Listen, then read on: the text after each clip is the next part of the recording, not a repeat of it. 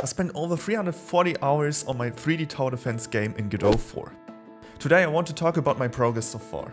I spent many hours, which I never had before, on my game Dampf over the year. I also want to address hurdles and problems that have kept me busy for a while. But before we start, I want to say thank you. I never expected this much feedback. Getting my first 150 subscribers in 1 week, this is so insane. You're awesome guys. Thank you for subscribing and yeah, welcome. I summarize all the work that I did. There are many things you could list on when talking about 340 hours of work, right? And the number is currently growing. It will be more every week, but let us keep it small. So this is how my day looks. Sometimes I wake up in the morning, at least at 9 AM I begin to work on my game or social media stuff which relates to my work. I count like 20 hours of work per week. 20 hours I'm working on something. Sure, it could be more, but I'm happy with that. I don't have breakfast most days because I feel like I can focus more when I don't eat before lunchtime, but that's not always like that. I would say I don't really have a schedule, and yes, I also have lunch or take a break here and there. For me, it's hard to plan every day. Sometimes I work in the evening, especially when something private needs to be done. So I try to be flexible as much as I can, and time with the family is also very important, so yeah. Everything started with a game jam, 48 hours long. I'd participated before. You can probably guess what kind of game I have built there. Surprise, surprise. A tower defense game in Unity. Yeah, in Unity. Do you know that beautiful moment when a jam has begun? So many ideas, so many time left. Let's go for a AAA. No! All I remember was that I had to use lights in some way, which I did. The game principle is very simple. Tanks and airplanes attack your main building. You can build anti-tank and anti-aircraft towers. Destroying tanks earns you money. With money you can build new towers. The game has infinite waves. It also has very good balancing, of course, as you can see. Okay, you probably will never lose, but it's a game jam with 48 hours, right? So, yeah. The light tower is my favorite though. It's completely useless, but it looks good. Okay, the light tower should actually reveal enemy waves. I could no longer find the time to mask the surfaces, so that I didn't touch them at all. All I know is that I really misjudged the whole thing, so that I could not submit my game in the end. My resume, always prepare the upload. Check if everything works before going into planning or developing your game. So, for example, check if HTML5 is working on your game. You will thank me for that later, trust me. After the 48 hours, the idea was born. Why stop now?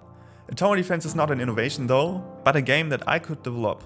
But it has to be inside Godot. The main reason is that I code much better with Godot than, for example, Unity. So in the first place, I considered to use 3 resource types you gather each finished round. Building material, gold and tool pots. Those 3. With the resources you are able to build, upgrade, repair stuff during the build phase. You can build houses, factories and 4 different type of turrets. Houses increases gold income, factories decreases gold and increases building material for that. So destroying enemies gain tool parts for repairing and upgrading stuff, and later in the defend phase you have to sit back and see how everything goes. So have you done everything right? You have to encounter yourself and check if you will win this or not. Maybe you already see that you will lose, but you can't stop it. Innovative.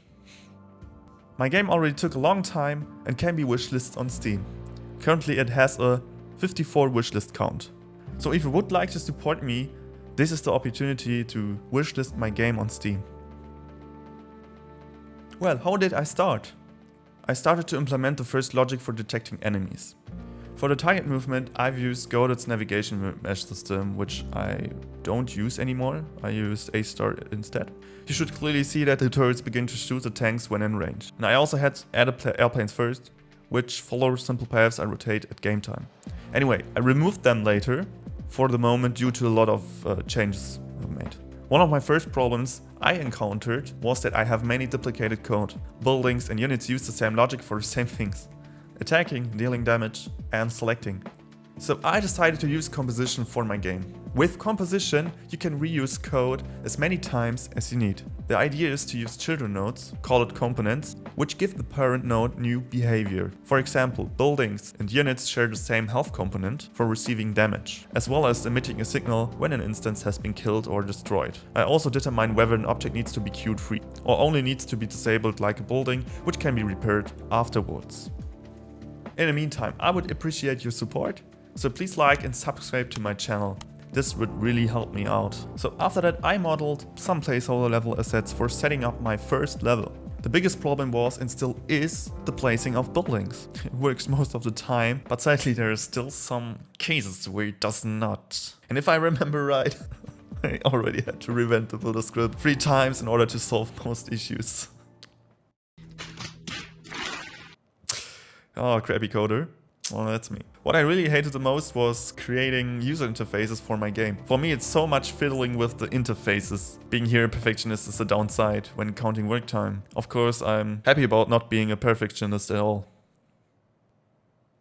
And time feels taking longer. Work is proceeding slowly, but in the end it has to be worth it. Somehow, I hope. Anyway, I improved and improved and improved and improved the appeal of my game as much as I can.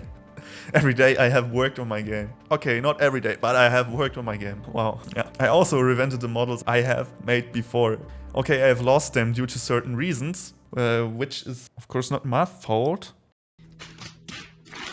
But anyway, always do backups, please. Always do backups. Always, guys. So let's talk about the upgrade system. Currently you're able to upgrade turrets to level 2 and level 3.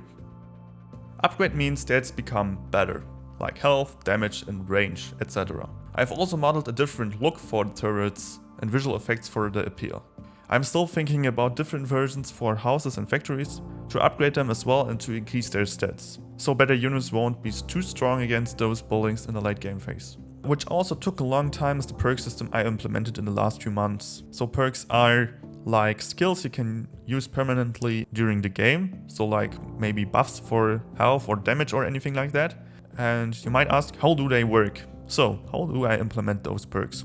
Actually, every perk is an own script which is connected to respective signals for calling its own implementation. The connection works with a signal array corresponding to a variable of a type callable.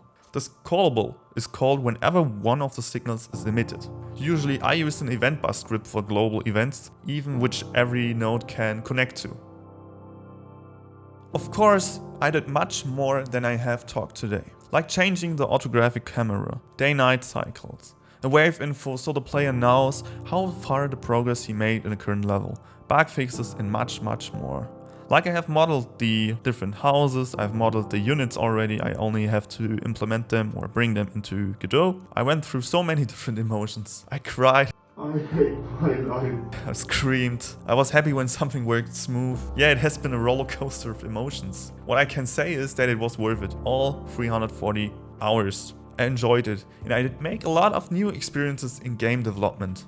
I'm happy about doing game dev full time and quitting my job.